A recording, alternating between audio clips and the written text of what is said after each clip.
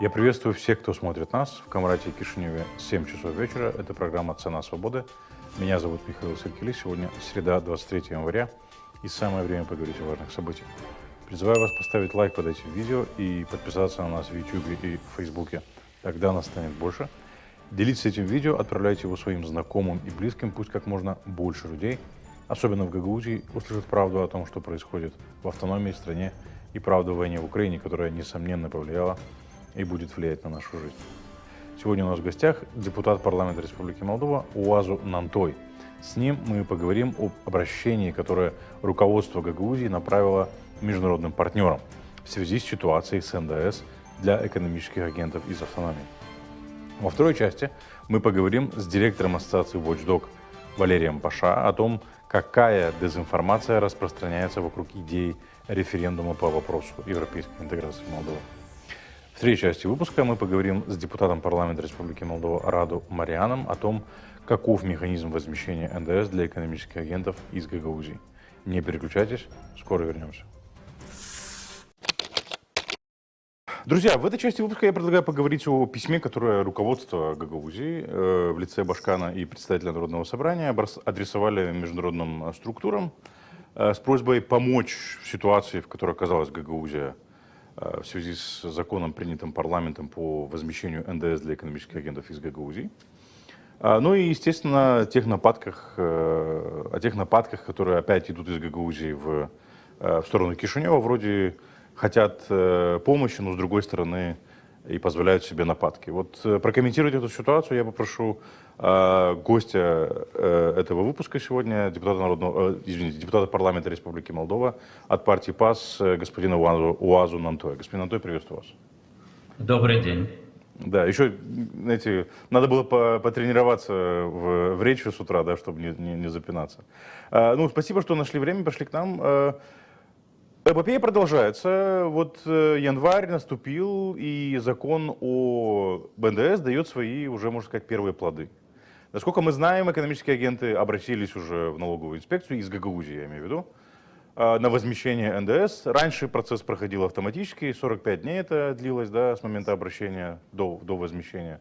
А вот теперь возникла проблема, им не возмещают. И вот это письмо. Как вы оцениваете это письмо? Это очередные претензии, призыв к диалогу или что это, с вашей точки зрения? Те люди, которые подписали это письмо, это безнадежные двоечники. Они не обладают элементарнейшими понятиями, что такое государство и что такое государственный механизм, в рамках которого должны решаться проблемы автономии. Сразу хочу подчеркнуть. Я вчера был в автономии. Я общался с разными людьми. Мы анализировали ситуацию, мы искали ресурсы для решения конкретных проблем. И мы будем продолжать эту работу для того, чтобы наши сограждане из гагаузской автономии чувствовали себя членами большой семьи, граждане Республики Молдова и так далее, и так далее. Но когда я посмотрел на то обращение, вопрос первый. А где президент Украины? К нему вы не обращаетесь, да? Интересный вопрос. Тоже международный партнер. Тоже международный партнер, да. Да. На скольких языках написано ваше письмо? Интересно. Да? Ну, не говоря уже о том, что когда я смотрю за тем, что происходит в гагаузской автономии, я вижу определенный круг лиц, которые абсолютно убеждены, что якобы я, сидя в парламенте Республики Молдова, буду исполнять указания какого-то посла. Уважаемые, у вас плохо с памятью. Я помню 2003 год, когда американские дипломаты очень некомфортно себя чувствовали в Республике Молдова, потому что то, что мы называли тогда гражданским обществом, было значительно более активным, очень активно их критиковало за попытки там поддержания или обсуждения федерализации Республики Молдова.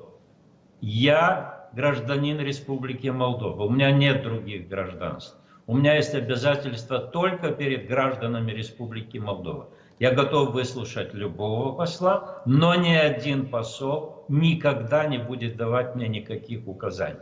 Поэтому вот такого рода обращения говорят об абсолютной юридической безграмотности этих самых подписантов, не говоря уже о том, что не следует забывать, что оба подписанты принципиально не рукопожатны для сколько-нибудь уважающего себя гражданина Республики Молдова. С кем вы пытались найти, или пытаетесь из Гагаузии, или вы пытаетесь найти это только в Кишиневе без того, чтобы подписать его-то из Гагаузии, решение этой проблемы, господин Анатолий? А какой проблемы? Есть, вернее всего... Хороший вопрос, да. Да. Есть примары в гагаузской автономии, есть бизнес в гагаузской автономии, есть образовательные учреждения в гагаузской автономии. И вот мы сотрудничаем, ищем конкретные возможности помочь, организовать с тем, чтобы решались проблемы, чтобы наши сограждане чувствовали, что о них не забывают, что им помогают. И мы хотим, чтобы были гражданами единой, мирной Молдовы и так далее, и так далее. Поэтому это, скажем так, идет совершенно естественный процесс. Мы с вами-то знаем, что люди общаются независимо от должностей и так далее, и разного рода официальных площадок. Это было всегда, и это наблюдается и сегодня. Я знаю, что и господин Гроссу имеет там встречи с разными представителями автономии. Мне не докладывают, но наверняка и в правительстве. То есть это идет будничная, обыденная работа по решению конкретных проблем конкретных людей. А параллельно идет, конечно, визгливая кампания я вынужден, так сказать, иногда наблюдать за тем, что происходит на ГРТ.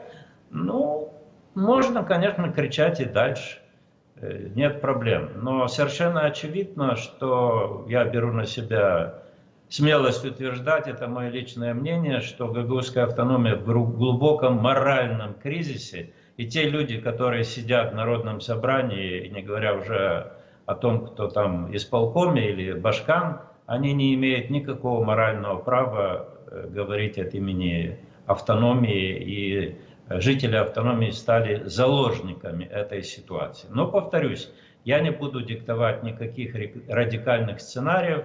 Дискуссии должны быть внутри автономии, и наши сограждане из автономии должны сами задуматься, как дошли до такой жизни и какой выход из этой ситуации следует искать. Да, я с вами абсолютно согласен, должны быть дискуссии, но вот смотрите, в этом письме, и это, кстати, не только мысль, которую я прочитал в письме, и я ее слышу от различных политиков, тот же Дудогла высказывает аналогичные мысли. Вот здесь сказано, что Молдова делает все, власти Молдовы делают все для того, чтобы ликвидировать гагаузскую автономию. И якобы это месть за то, что Гагаузия не проголосовала за Майю Санду. Я, конечно, не разделяю эту точку зрения, но вынужден задать этот вопрос. Так ли это на самом деле, или это фейк, с вашей точки зрения? Это люди пытаются спрятаться за этими обвинениями. Возможно, их карманы греют определенные суммы, полученные от Шора. Да?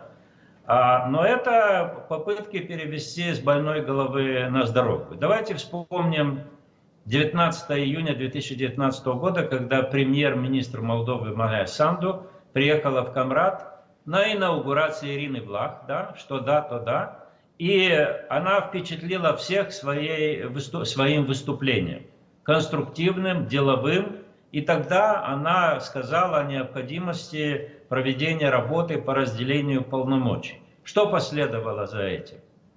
Майю Санду превратили в гагаузской автономии в символ зла, в какие-то там не знаю что. Давайте вспомним совершенно позорное поведение депутатов Народного собрания во время встречи с президентом страны. Да? И наши, вернее всего, эти представители автономии, большинство из них, которые заявляют о том, что они там славянский народ или не знаю что, забывают русскую поговорку: «Не плюй в колодец, пригодится водицы напиться». Никто, повторяю, в Кишиневе не преследует цели уничтожения там чего-то и так далее, и так далее.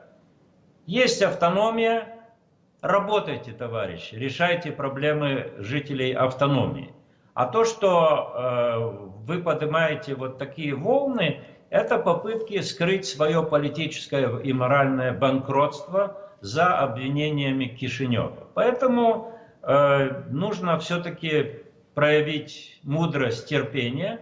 И я все-таки рассчитываю, что в гагаузской автономии начнут задавать вопросы начнут задавать вопросы тем, которых избрали. Где ваши обещания? Где космодром? Где 500 миллиарда евро? То есть сколько можно? Ну, то есть, это, как говорится, у Василия Шукшина есть незаконченная повесть, которая называется «А поутру они проснулись». Да? Это «Вытрезвители». Да, вот мне кажется, что пора в гагаузской автономии проснуться и начать серьезный обстоятельный разговор, зачем нужна автономия и как строить отношения с центральной властью, без того, чтобы получать указания от Илона Шора или из Кремля. Хорошо, вот где свет в конце туннеля, где он должен возникнуть? То есть, как бы, что будет сигналом для Кишинева, что в Гагаузии как бы дела пошли на поправку, скажем так, да? Вот вы говорите, что моральная деградация, а вот выход из этой моральной деградации. Возможно ли, допустим, отмена этого закона, который был принят парламентом? Михаил, давайте так договоримся. Я помню, что я был в этой группе. Рабочей, да? Рабочей группе в предыдущем парламенте, да? И тогда я в качестве члена этой группы написал своим коллегам обращение с определенными предложениями. Это было в 2019 году. Я предложил, чтобы Народное собрание официально расторгло соглашение, подписанное так называемым Верховным Советом ПМР, подписанное Владимиром Кыса и Аней Харламенко. Я предложил, чтобы Народное собрание открестилось от так называемого референдума 2 февраля 2014 года. Да? То есть вы имеете в виду, чтобы они отменили постановление, объявляющее день 2 февраля Днем народного единства, и признали, что это были незаконные референдумы? Так? Пускай объявляют каждый день Днем народного единства. Нет, меня интересует юридическая оценка того, что произошло 2 февраля 2014 года. Со стороны Народного собрания, правильно? Со стороны Народного собрания. У нас должна появиться какая-то общая позиция, потому что есть собрание торжественное, посвященное 29-й годовщине принятия закона, на котором выступил Иван Бургуджи с программной речью. Опять же, государственность Гагаузии и так далее, и так далее. Кишинев во всем виноват. Мы можем самоопределиться. Ну, играйтесь дальше. Если вам нравятся такие игры. Но если вы хотите, чтобы мы перешли к нормальному сотрудничеству, тогда вот это моя личная позиция. Это то, что я как подписал и отправил коллегам без ответа. Никакого ответа. Ну что ж, я подожду 2 февраля, посмотрю, что там будет раздаваться на просторах автономии. Я наблюдаю за определенными телеграм-каналами, где систематически и подло льется грязь на Молдову в целом, на руководство Молдовы. То есть, уважаемые, за все надо платить. И речь не идет об этом законе по НДС, не НДС. Речь идет о том, что в Украине идет война. И то, что происходит сейчас в гагаузской автономии, получает несколько другую оценку с точки зрения национальной безопасности. Мы следим. И как, кстати, отреагировали коллеги? Вы адресовали это коллегам по рабочей группе или коллегам по парламенту, или только депутатам Народного собрания? Не, я адресовал это депутатам Народного собрания на 3 языках. На английском. Да. Нет, на английском, на румынском и на русском. На гагаузский я, к сожалению, не перевел. Поэтому не было. Давайте определяться. Если вы хотите дальше играться, жить в прошлом начиная с 19 августа 90 года, и рассматривать гагузскую автономию как инструмент Кремля против Республики Молдова, ну что же, это ваше право. Но так далеко мы не дойдем. Ну, с вашей точки зрения, созрело Народное собрание к этому? Потому что я не вижу никаких признаков того, что... Я не буду вставлять термометр Народному собранию ни в одно место, смотреть, созрели они или не созрели. Хороший, да. Да. Я, как человек прагматичный, хочу видеть результат. Пока что я вижу лицемерие. Те, которые на митингах орали, что мы умрем от голода, мы умрем от холода, даже не похудели. Они грязно атаковали президента страны, они даже не подумали извиниться. И они продолжают эту демагогию, что мы их обижаем, мы отбираем, мы уничтожаем. Веры им нет, но у вас других избранников нет. Подождем. Подождем, да. Господин Антой, вот приближаемся к концу этой части эфира. В объявление, да, заявление министра иностранных дел и европейской интеграции Нику Попеску, теперь уже бывшего, да, который подал в отставку. И я так понимаю, что на его место назначили уже Михаила Попшоя. А с чем связан этот уход? Вы можете прокомментировать? Вы знаете, я Нику Попеску знаю больше 20 лет. Это исключительная личность, очень талантливый парень. Извините за терминологию. Я помню, как из Европарламента приезжали к нам в Молдову для участия в конференциях. И они были впечатлены, так сказать, как Нику Попеску их впечатлял. Нику Попеску сделал блестящую карьеру в Европе. Нику Попеску выложился по полной. То есть на этой фазе, когда Молдова переступила Рубикон и принято решение о начале переговоров, и Нику Попеску, как простой смертный человек, у которого маленькие дети и так далее, ему нужна передышка. А потом он четко объявил, что он остается в команде, он будет дальше продолжать помогать Республике Молдова и сотрудничать с президентом страны. То есть это чисто человеческий фактор, не надо искать тут никаких интриг или не знаю что. Все, скажем так, в пределах нормы. И я повторяю, я уважаю Попеску, Нику Попеску, это профессионал блестящий, награжденный орденом, да, Санду, да.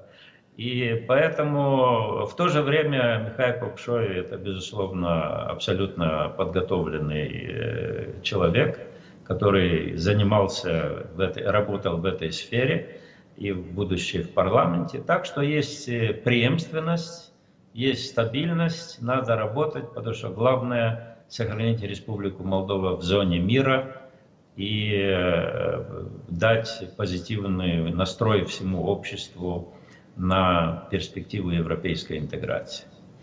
И держать Республику Молдову в траектории европейской интеграции, да, это очень важно. Да, безусловно. Слушайте, еще один вопрос. Разгоняется тема с этой премией, господин Антой. Вы знаете, это позор. Это показывает наш уровень. Да?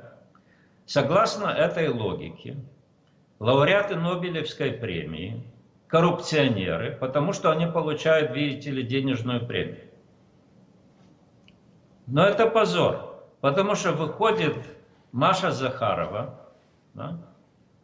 Вы слышали, наверное, про этот инцидент.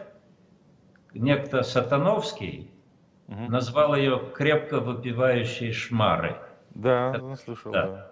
Так вот, эта крепко выпивающая шмара выходит и озабачивается тем, извините за некорректный русский язык, что вот президент другой страны получила премию. Какое твое собачье дело? Но самое прискорбное, что у нас тут в Республике Молдова есть целая сеть халуев, который подхватывает эту тему. Уважаемые, вы хоть раз в жизни задумались, что такое международная премия? Вместо того, чтобы гордиться, что президент страны вернее, его так оценивает и за пределами Республики Молдова, вместо того, чтобы оценить, какую феноменальную, беспрецедентную поддержку получила Республика Молдова со стороны демократического мира, когда Майя Санду стала президентом, мы опускаемся на уровень этих дрязг, основанных на примитивной зависти и абсолютной безграмотности на предмет того, что такое международные премии и так далее, и так далее. Повторяю, это что получается, что лауреаты Нобелевской премии, они коррумпированы? Да, вот вы меня спросили, я вот так ответил, воздержавшись от других слов на русском языке. Это стыдно и позорно. Господин Антой, я благодарю вас, что нашли время и пришли к нам в эфир прокомментировать ситуацию. Спасибо большое. Все хорошо. До свидания. Друзья, в этой части выпуска я предлагаю поговорить опять о референдуме. Разгоняется определенная дезинформационная кампания по этому поводу. И не только в связи с референдумом, вообще. Ну, сама цель как бы дискредитировать идею. Поговорить об этом я предлагаю с лидером сообщества Watchdog МД Валерию Паша. Валерий, приветствую. Здравствуйте, здравствуйте, Михаил, спасибо за приглашение. Рад вас видеть, Валерий, спасибо, что нашли время. Но перед тем, как перейти, не могу не затронуть, ну, наверное, самую главную новость сегодня. Это отставка Нику Попеску, министра иностранных дел и европейской интеграции. Он сам подал в отставку. С чем вы это связываете? Ну, это сугубо личные причины. Человек устал, у него есть определенные семейные обязательства и так далее. И вообще это был период очень интенсивный, очень тяжелая работа. Это не все видно, да, то есть если просто просматривать публичную деятельность, количество встреч, договоренностей и так далее, переговоров, это уже очень много. Но нужно понимать, что это только верхушка айсберга. Да, и все было намного более интенсивно, 3 года усердной работы. С другой стороны, господин Попеску добился главных своих целей. Молдова вернулась, не просто вернулась, а присутствует на международной арене на таком уровне, который никогда не был, ну, просто несравнимо ни с одним из периодов независимой истории Молдовы. Молдова получила статус кандидата на вступление в ЕС, более того, еще были открыты переговоры. То есть программа была выполнена полностью, соответственно, человек, как я сказал, ему нужна пауза, просто физически отдохнуть, я так считаю, и решить какие-то, в том числе, свои личные проблемы. А министры — это тоже люди, так что все нормально. Европейская интеграция, референдум. Тут разные мнения по этому поводу, начиная от того, что его нельзя производить в один день с президентскими выборами, заканчивая тем, что это якобы Майя Санду пытается таким образом мобилизировать свой электорат. Мы с вами об этом уже говорили, но кампания по, скажем так, дискредитации идеи референдума, с моей точки зрения, очень важная и правильная идея, да, она продолжается. Давайте попробуем ответить на основные, скажем так, вопросы, которые задаются вокруг этого референдума. Ну, допустим, проведение в один день с парламентскими выборами, с президентскими. Да. Ну, во-первых, у нас есть несколько решений Конституционного суда. Все сразу вспомнили решение 2014 года, где было четко прописано, что за 60 дней до и 60 дней после нельзя проводить референдумы. Да? Если почитать, не просто там выхватить что-то из контекста, почитать это решение, то там большая часть обоснования связана с избирательными кампаниями, да, то есть что людей не надо путать. И логика такая, что там нельзя проводить референдум и вести под него кампанию, а в это время где-то там посередине происходят выборы и так далее. Если бы Конституционный суд захотел четко прописать, что нельзя и в день выборов, они бы это там написали, да? Много мозгов не надо. То есть четко было показано, если уже проводите, то проводите в один день. Плюс есть огромная практика международная. В Европе действительно критически относятся к идее совмещения за счет того, что во многих странах вместе с выборами проводили разные консультационные референдумы, которые не заканчивались абсолютно ничем, но были такими популистскими. Это происходило в соседней Румынии, это происходило у нас в 2019 году, 24 февраля. или какого-то 22-го, по-моему, были выборы. И, если помните, тогда Плохотнюк провел референдум об уменьшении количества депутатов в парламенте. Да, ну, большинство проголосовало за, но этот референдум не имел никакой юридической силы. К сожалению, у нас сам концепт референдумов в истории независимой Молдовы, так скажем так, достаточно подмочен, потому что было несколько попыток референдумов, которые не состоялись из-за низкой явки. Помним, последний это 2010 год, потом была вот эта вот история в 2019 году с референдумом вот этим консультационным, который, опять же, ничем не закончится. То есть, ну, скажем так, депутаты Демпартии могли бы для приличия хотя бы зарегистрировать в парламенте после этого проект решения, проект закона, который бы внедрял на практике решение этого референдума. Вот.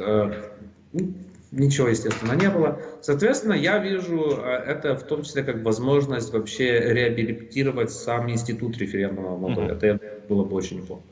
Вот. По проведению, не проведению, ну слушайте, во всем мире, вот посмотрите в США, да, там на любых выборах параллельно проходит несколько референдумов, бывают и по 15-16 вопросов выставлены на референдумы в день выборов.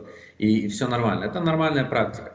Главное, чтобы это действительно не было каким-то дешевым манипулированием общественным мнением, да, чтобы просто подтянуть избирательную кампанию под Майю Санду и под ПАС, потому что это действительно означает народ дурить. Этот референдум должен иметь законную силу. Да, раз уже решаем, то решаем что-то, что действительно материализируется. Зачем он нужен с политической точки зрения? Очень просто. Этот референдум – это не ответ на запрос самой Майи Санду. Это ответ на запрос оппозиции. Социалисты, шоровцы и все остальные. Вот это для них референдум. Да? Они твердили о том, и продолжают твердить, и им подпевает Мария Захарова из Москвы, о том, что процесс европейской интеграции нелегитимен, что это против воли народа, что нет решения, что, да, и, соответственно, вести переговоры, принимать какие-то постепенные решения, и постоянно где-то там из Молдовы будут голоса, которые говорят, да нет, а народ вообще-то против и так далее. Вот эти дебаты нужно закрыть. С другой стороны, вот вы говорили несколько таких разногласных интерпретаций. Да. Я слышал и другую, которая мне понравилась намного меньше, чем, ну, понятно, что не может понравиться вот такие вот такие дешевые манипулировать. Но когда выходят некоторые проевропейские политики, активисты, говорят, нельзя проводить референдум, потому что мы, то есть те, которые поддерживают курс на европейскую интеграцию, можем его проиграть. Я категорически против таких интерпретаций. Это глубоко недемократическое мышление. По такой логике, да, и начали объяснять, что вот там Москва будет вмешиваться, Шор будет покупать голоса, пропаганда, дезинформация, не знаю что. Да, это все присутствует. Но это по принципу волков боятся в лес не ходить. Давайте уже тогда и выборы не будем проводить, потому что туда тоже, естественно, будут вмешиваться. Это позиция слабости и, чтобы не сказать глупости, политической недальновидности. Да? Чего бы я хотел очень сильно, это чтобы этот референдум был настоящим. Да? Потому что у нас на протяжении уже очень многих лет все сидят по своим углам. Да? Оппозиция пророссийская отказывается ходить на эфиры, на дебаты свободных СМИ. Есть такое, да. Да? Они просто отказываются. И с другой стороны, из-за барьера, как говорится, потом обвиняют эти СМИ, что они ангажированы и так далее. Да. А то, что они получают десятки приглашений в неделю и отказываются ходить, и отказываются давать комментарии, участвовать в дебатах и так далее, они об этом не говорят. Вот. С другой стороны, есть власть сегодняшняя, которая тоже довольно оторвана от реальности. Ей кажется, что все просто. И это какие-то, знаете, параллельные коммуникации идут. Да? Власть вещает свое, оппозиция вещает свое, и народ не способен часто сделать нормальный выбор, основанный на аргументах. Я очень надеюсь, что в этом референдуме будут четко участвовать разные силы, политические, гражданские, да, которые будут использовать аргументы.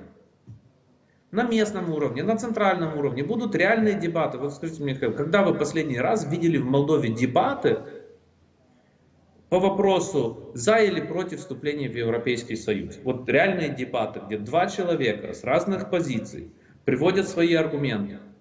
Я этого не видел. Ну, может, это какие-то подобия были между 2010 и 2014 годом. И все. После этого не было ничего. После этого просто постоянно какая-то пропаганда и не пересекающаяся реальность. Да, я бы посмотрел вот в той же Гагаузии, например, вот Ирина Влах сказала, что она за вступление в Европейский Союз, Евгения Гуцул сказала, что против. Я бы посмотрел на дебаты Ирины Влах и Евгении Гуцул. Я бы тоже, Почему бы нет? Это нормально. Вот бывший действующий башкан по важнейшей для страны, естественно, для Гагаузии тоже тема. Да. Это были бы самые короткие дебаты, Валерий, я боюсь, да.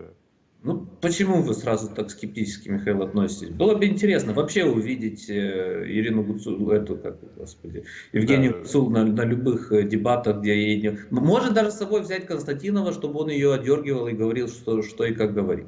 И куда ставить руку, да? Куда ложить? Это было бы в войне интересно. Ну, помимо шуток. Действительно, есть люди... Я не приемлю позицию некоторых активистов или людей, выступающих с позиции проевропейских, то, что задавить и так далее. Нет.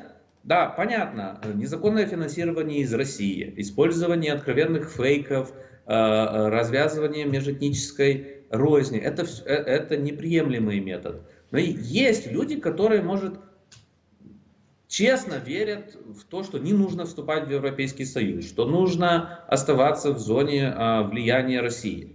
Давайте проведем дебаты. Вот я бы, например, с удовольствием с подобными людьми подебатировал на открытой площадке, да, без провокаций и так далее. Это абсолютно нормальный демократический процесс, и я уверен, что от этого станет всем лучше. Самое главное, чтобы в этом референдуме чувствовали себя представленными все люди в Молдове, да, все избиратели, вне зависимости от того, выступают они за или против вступления в Европейский Союз. Я считаю, что это самое главное. Почему? Потому что даже если понятно, что я, например, уверен, что несмотря на всю возможную избирательную кампанию, разъяснительную кампанию и так далее, в Гагаузии, скорее всего, больше половины проголосуют на этом референдуме против вступления в Европейский Союз. Но будет интересно все-таки посмотреть, какой будет процент и за. Вот, естественно, в Гагаузии будет приковано максимальное внимание. Но самое главное, чтобы люди в Гагаузии понимали, что остальные граждане Молдовы, да, приняли участие, и это общее решение. И мы принимаем за всех, так же, как и на выборах. Поэтому я считаю, что этот референдум имеет все шансы легитимизировать намного больше процесс европейской интеграции.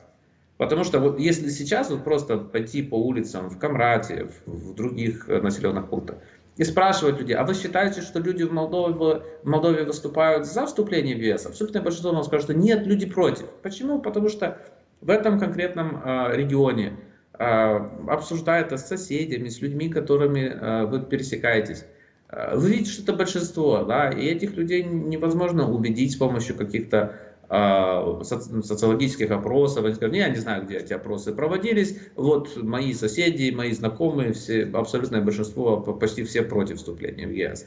Да? Но когда это общенародное голосование, так или иначе, я считаю, что уровень какого-то принятия, что да, это наше общее решение и меньшинство должно с этим свыкнуться. С другой стороны, это не должно быть какое-то, понимаете, что вот вступаем в ЕС вопреки тому, я не знаю, какой будет процент людей, которые против. Работу по разъяснению, по нахождению компромиссов нужно продолжать. Да?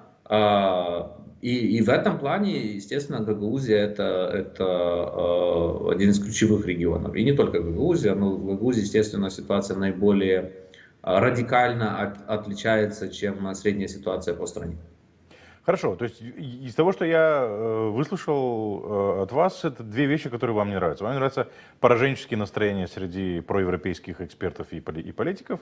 И второе, отсутствие дебатов, как бы идут дискуссии. То фактически кампания уже началась. Да? Одни призывают за, другие призывают против, третьи призывают вообще не ходить. Если честно, я еще не вижу каких-то четких позиционирований. Я вижу, например, ну вот мы упоминали Ирину Влах, она или тот же Чабан, да, ну у Ирины Влах это виднее. Что она говорит, да, она выступает, типа, я выступаю за вступление в ЕС, но и дальше пошла вся пропаганда, все страшилки и так далее. Да, как в том анекдоте, да, если бы у рыбы была шерсть, то там завелись бы блоки, и продолжая свой нарратив. Примерно то же самое, да. Дебатов как таковых я не вижу. Я не говорю о том, что пораженческие настроения в некоторых проевропейских политиках. Я говорю о самой логике. Я не допускаю обсуждения такого, давайте не проводить выборы, потому что нам может не понравиться результат. Вот, несмотря ни на что, если мы скатимся к такому, то тогда путинский режим точно в Молдове выиграл. Если мы откажемся от демократии, из-за того, что мы якобы боимся гибридной войны России, тогда он эту гибридную войну выиграл. Фактически, да. Это нужно понимать. Но это та же логика, чтобы украинцы сейчас не воевали на поле боя, боясь, что они проиграют путинской армии. То есть, как бы, да, давайте не будем воевать, не будем защищаться, потому что мы можем проиграть второй армии мира. Примерно такое. Я понимаю вашу логику. Ну, не могу не спросить по поводу инициативы Ирины Влах. Что вы по этому поводу думаете о проведении, добавлении еще одного вопроса по нейтралитету страны?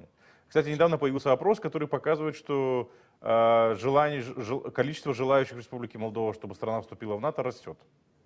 Да суть не в этом. Я советую Ирине Влах не придуриваться. Она отлично знает Конституцию. Там прописан нейтральный статус Молдовы. Никто это менять вроде бы не собирается. Более того, это совершенно отдельные вещи. Ирина Влах получила указание. В чем я уверен, это несмотря на то, что я не вижу как-то четкой стратегии, связанной с этим референдумом со стороны власти, со стороны президента Санду. Было скорее больше объявление, а там подумаем. Но, скажем так, выкормыши кремлевских кураторов в Молдове, как и их боссы в Кремле, не были готовы к этой инициативе. Поэтому у них нет четкой позиции. Поэтому мы видим разные. Вот вышел Шор, сказал, что да, мы за проведение референдума и будем агитировать против. Дадон там что-то промямлил, сказал, что так неправильно, что давайте включим, чтобы не идти ни туда и ни сюда. Пытается как-то противоставить нейтральный статус вступлению в ЕС. То, что это абсолютный бред. Вступление в Европейский Союз не означает отказа от статуса нейтралитета, прописанного в Конституции. Ирина Влах примерно в том же направлении. Дадон уже сказал, давайте включим и за вступление в Евразес и так далее. Теоретически это, в принципе, неплохая идея, но суть в том, что, особенно если это будет конституционный референдум, то есть четкие регулирования Конституционного суда. Вопрос должен быть с ответами «за» и «против». Да? Не может быть две опции, к сожалению. Несмотря на то, что, наверное, для избирателя это было бы как-то более понятно. Но есть и определенные практики законодательные. Особенно если это будет конституционный референдум, то по сути на референдуме мы всем народам примем закон. Да? Маленький пункт в законе, но так или иначе это закон, проголосованный всенародно, если это будет конституционный либо законодательный референдум. То есть это все моменты непростые, и помимо политического процесса есть еще и юридический, важно, чтобы там все было сделано корректно.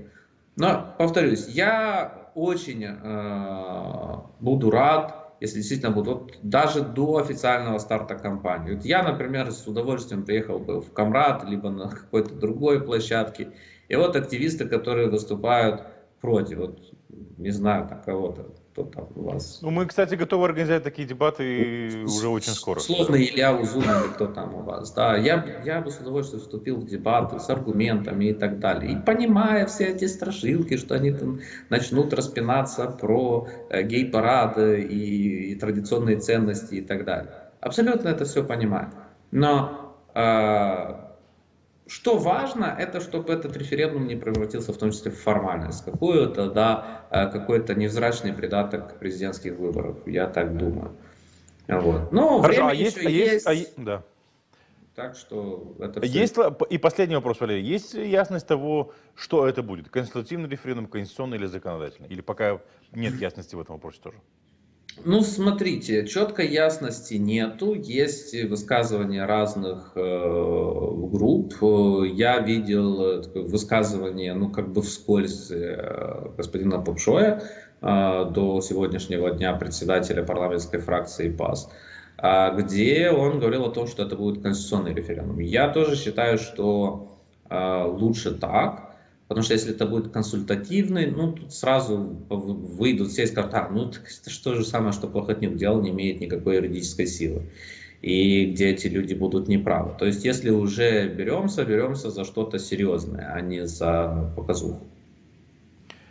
Господин Паша, я благодарю, что нашли время и пришли к нам прокомментировать ситуацию. Будем рады видеть вас еще. Спасибо. Спасибо за приглашение. До свидания. Спасибо вам, что смотрите нас. Для того, чтобы мы продолжили свою работу, поддержите нас. Станьте нашим патроном или сделайте разовое перечисление на нашем сайте. Внесите свой важный вклад в борьбу с пропагандой в Гагаузии. Друзья, в этой части выпуска я предлагаю поговорить о возмещении НДС для предприятий из Гагаузии. Очень много шума вокруг этого раздувают местные депутаты, местные власти в АТО Гагаузия. Безусловно, обвиняют в этом Кишинев, правительство Республики Молдова и власти, и партию ПАС, которая управляет страной.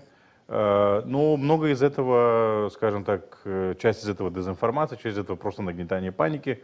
Как обстоят на самом деле дела с возмещением НДС для экономических агентов из Гагаузии, я предлагаю поговорить с нашим следующим гостем. У нас на связи по скайпу Раду Мариан, депутат парламента Республики Молдова от партии ПАС, председатель комиссии по экономике. Domnule Marian, vă salut! Bună seara, mulțumesc pentru invitație. Și eu vă mulțumesc că ați găsit timp să veniți la noi și răspundeți la întrebările noastre. Iată,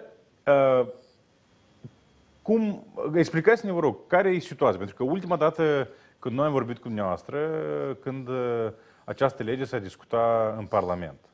Da. Și atunci mi s-a creat impresia că deci TVA-ul oricum va fi restituit agenților economici din UNTA Gagauzia, dar asta va face guvernul central, dar din bugetul autonomiei Gagauzii. Iată, acum vedem că s-a schimbat puțin situația sau poate eu n-am înțeles atunci când am discutat.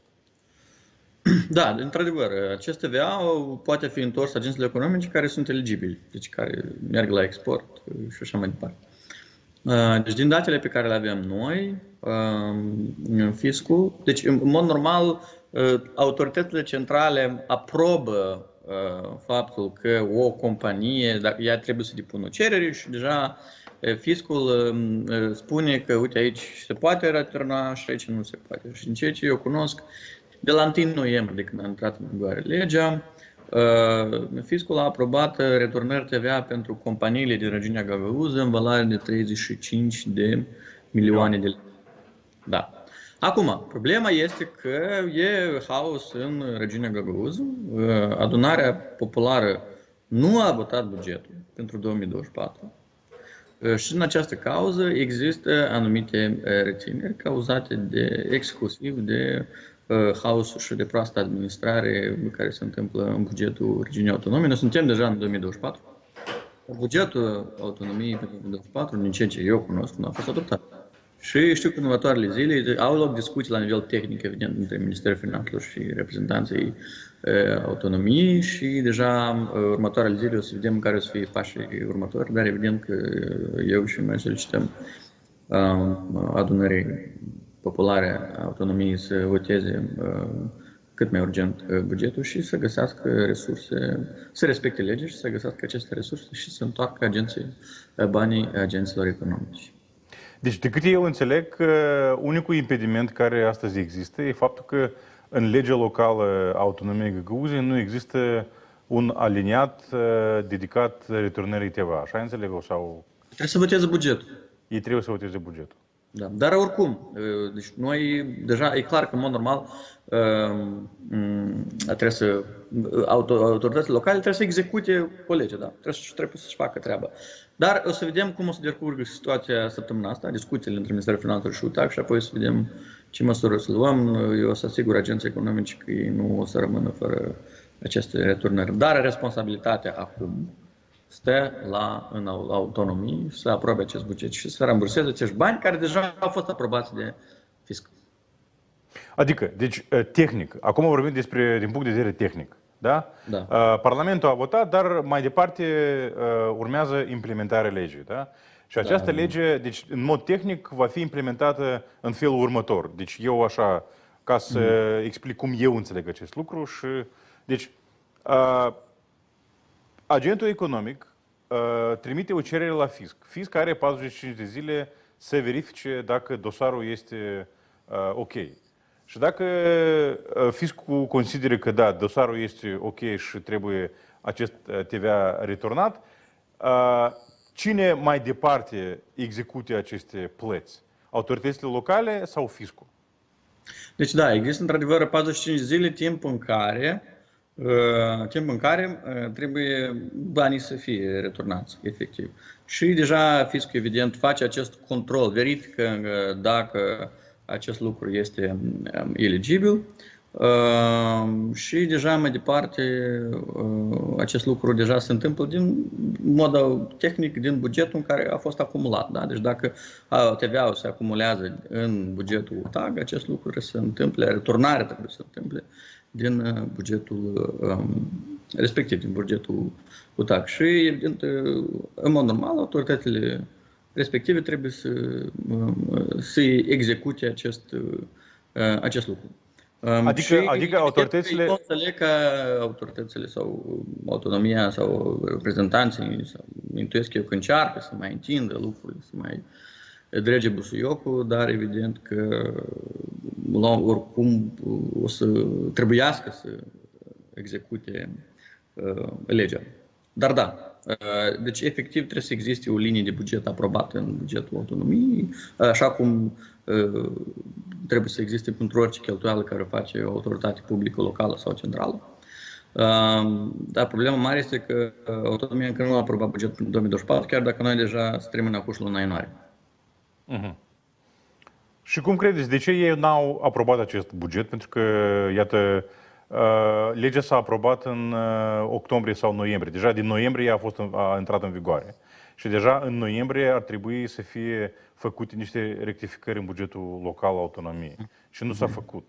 Și chiar și bugetul propus pentru anul 2024 tot nu conține returnarea TVA-ului. Dumneavoastră, cum vedeți această situație? De ce ei n-au făcut acest lucru? Nu, e clar că eu înțeleg că încearcă să tergiverseze, dar vreau să le aduc aminte și deputaților de adunare populară și executivului că acțiunile lor, tergiversările lor, încercările de a nu implementa legea asta îi afectează în primul rând pe agenții economici din regiune. Ce trebuie să țină minte. Ei trebuie să lasă frustrările și să lasă supărările și să execute legea, pentru că asta este obligația lor ca demnitari și ca reprezentanți ai autonomiei. Oricum, așa cum am zis, acum au o discuție la nivel tehnic între minister și colegii din autonomie și deja o să vedem săptămâna asta, așteptăm să vedem acțiunile următoare ale autonomiei și deja o să luăm deciziile necesare pentru a ne asigura că acești bani ajung înapoi la agenții economici. Ok, dar dacă ce va fi în situația în care autoritățile locale, autonomiei Găgăuziei și mai departe vor refuza să execute această lege? Nu preconizăm tolerarea acestui scenariu. Deci acest scenariu nu va fi tolerat. Puteți da mai multe detalii? Pentru ca aceste plăți să fie executate. Dar banii să fie, adică scoși, luați din bugetul local, așa înțeleg eu, dar nu din bugetul național. Așa cum am zis, deci se iau din sursa care s-a acumulat. Ia, am înțeles. Da. Autonomia acumulează, deci încasează 100% din aceste TVA-uri, da, pentru agenți economici care au activitate în autonomia găgăuză și conform principiului, da, de autonomie bugetară, trebuie să faci aceleași plăți din bugetul pe care s-a acumulat această sumă. Da, sigur, din buget. Din bugetul local, da, așa vor fi restituite. Dar eu vreau să menționez aici că da. autonomia are la dispoziție o listă lungă de încasări, da, de defalcări. Deci au impozit pe venit a persoanelor fizice, 100% care vine la autonomie găgăuză. Au impozit pe venit a persoane juridice, la fel 100%. TVA-ul despre care l-am menționat. 100%, da, corect. Accizele 100%.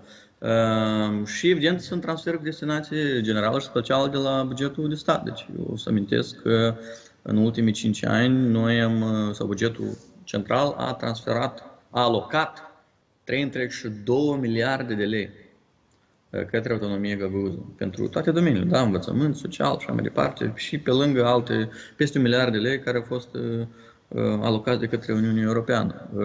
Deci 3 și ceva miliarde în ce timp? Cer scuze. 3,25 miliarde de lei în perioada 2019-2023 au fost transferuri de la bugetul central către autonomie găgăuză, pentru învățământ, pentru protecție socială. Și apropo, noi ne-am uitat peste niște cifre. Știu că a fost un deputat, nu mai țin minte cum este numele, deputat din adunare găgăuză, care spunea că, uite, da, primim bani, dar nu așa de mulți ca alte raioane. Noi ne-am uitat peste încasări, da, per capita, da, am luat volumul de transferuri la bugetul central către autonomie per cap de locuitor comparativ cu alte raioane și cu siguranță autonomia nu stă mai rău. Deci, de exemplu, dacă luăm pentru învățământul general, da, transferul de la bugetul central pentru 2023 pe cap de locuitori. Vă dau niște cifre. Ochnița per cap de locuitor 3100 de lei. Aici Basarabeasca e mai mic, da, 3400. Orhei 3700, Soroca 3400, Uta Găgăuzea 4600. Și situația se repetă la orice fel de alocare. Deci, nimeni nu poate spune că centrul sau Chișinău sau bugetul central într-un fel ignoră sau nu își îndeplinește obligațiunile față de autonomie. Deci e un fals și noi am spus acum niște cifre concrete. Acum eu am înțeles că deci, executivul a transmis o scrisoare, da, la UE? Da, a fost o scrisoare semnată de Constantinov și de Evgenia Guțul, da, adresată partenerilor internaționali. Da. La mine s-a întrerupt, da? Da. V-ați întrebat despre scrisoare. Da, într-adevăr, a fost o scrisoare semnată de Constantinov și Guțul, da.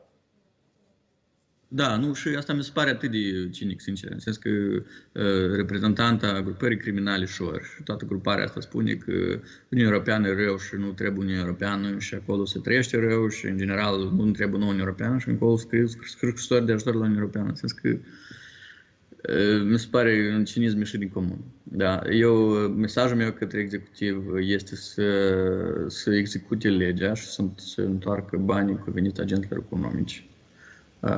Asta ar fi îndemnul nostru. Da. Iată și legea aici, da, deci despre care este vorba. Deci, ce puteți spune celor care declară din UTA Găgăuzia că decizia pe care a luat-o Parlamentul privind restituirea TVA-urilor agenților economici din UTA Găgăuzia încalcă legislația națională și încalcă principiul autonomiei și legea privind statutul special al Găgăuziei? Deci eu cred că legea, dimpotrivă, vine în spiritul autonomiei locale, pentru că până la aproba legea, autonomia încasa TVA-ul dar returnările către agenții economici se făceau de la bugetul central. Ori asta nu este autonomie, asta este niște transferuri suplimentare pe care alte regiuni ale Republicii Moldova nu le au. Și acum, în spiritul autonomiei bugetare, noi am spus așa, tu încasezi TVA-ul ăsta, din acest TVA încasat, e bun, și returnează agențiilor economice eligibile. Dacă ai de returnat mai mult decât ai încasat, atunci bugetul de stat intervine. Deci eu nu văd cum asta ar fi o încălcare a autonomiei regiunii. Mai ales că, repet, noi trebuie să ne îngrijim în mod egal de absolut toți cetățenii Republicii Moldova și atunci nu avem o situație în care buget este mai favorizat sau facem mai suplimentare către o regiune comparativ cu alta, am luat această decizie. Sunt banii 100% banii regiunii autonomiei Găgăuzii, aceste încasări TVA și atunci este corect și firesc, din perspectiva principiului autonomiei bugetare, ca acest lucru să fie făcut din același buget. Noi am votat o lege în Parlamentul Republicii Moldova, care este instituția ce stabilește cadrul legal. Deci nu poate fi o lege votată de Parlament care corespunde conform, totalmente Constituției, să fie ilegală sau altceva. Curtea am înțeles că a declarat inadmisibil sesizarea pe acest subiect. Așa că nu există niciun fel de argument legal pentru a spune că legea contravine nu știu căror prevederi. Nu există niciun argument bazat pe cifre care să spună că, uite, Chișinău nu are grijă de autonomie. Dimpotrivă, eu am dat cifre concrete și clare care arată că noi avem grijă de toți cetățenii Republicii Moldova, indiferent dacă ei sunt la Cahul sau la Comrat sau la Bălți. Problema pe care o văd este în comportamentul și atitudinea executivului în autonomie găgăuză. Deci ei trebuie să voteze bugetul, să-și facă treaba minimă necesară și să voteze bugetul pentru 2024, pentru anul în care noi deja am intrat. Da. Dar, iată, despre comportament acum vreau să pun o întrebare. Când s-a discutat această lege, ei, adică deputații din Adunarea Populară, cumva s-au implicat în consultările, în elaborarea legii? Sau? Da, noi am avut câteva consultări, au fost și colegi deputați din Adunarea Populară. Bun, am avut o discuție, clar că au fost vociferate anumite nemulțumiri, noi cumva am explicat argumentările noastre. Dar au participat la aceste discuții, desigur. Nu pot să spui că nu a fost consultat sau nu a fost... Dar evident că unii colegi, nu au fost de acord din adunare, dar asta e, nu întotdeauna, știi cum, toți sunt de acord 100% cu un aspect. E important să discutăm și să dezbatem. Dar iată și a fost făcută declarația, mi se pare că membrii grupului de lucru între Parlamentul Republicii Moldova și Adunării Populare din Găgăuzia au ieșit din acest grup. Ce se întâmplă cu acest grup mai departe? Bun, nu cunosc. Eu nu sunt parte a acestui grup. Eu știu că și pe platforma grupului au fost discutate aceste proiecte de lege. Nu cunosc, nu pot să vă spun. Eu cred că eu invit colegii să revină înapoi în grup, pentru că avem mai multe subiecte de discutat. Iarăși, noi avem argumentele noastre pentru adoptarea acestei legi și dar sunt alte chestiuni și lucruri pe care putem să le discutăm și e clar că invităm să-și revadă decizia și să avem în continuare discuții pe platforma Parlamentului Republicii Moldova. Toți suntem cetățeni acestei țări și toți ne dorim ca oamenii să trăiască bine, indiferent de unde sunt ei. Deci, și încă o întrebare care, iată, apare. Da. Poate Parlamentul revizui această lege privind restituirea TVA-ului a agenților economice în Tăgă? Noi nu planificăm să intervenim pe acest aspect în viitor. Și chiar ultima întrebare, domnule deputat. Iată, în Găgăuzia mai mult spun că, nu numai în Găgăuzia, că iată trebuie să fie mai mult dialog cu autoritățile din Găgăuzia. Dumneavoastră, cum vedeți acest lucru? Dumneavoastră vedeți acest spațiu pentru dialog și cum și cu cine acest dialog vreți să-l purtați? Bun, e clar că e mai complicat un pic când executivul este condus de un reprezentant al grupării criminale.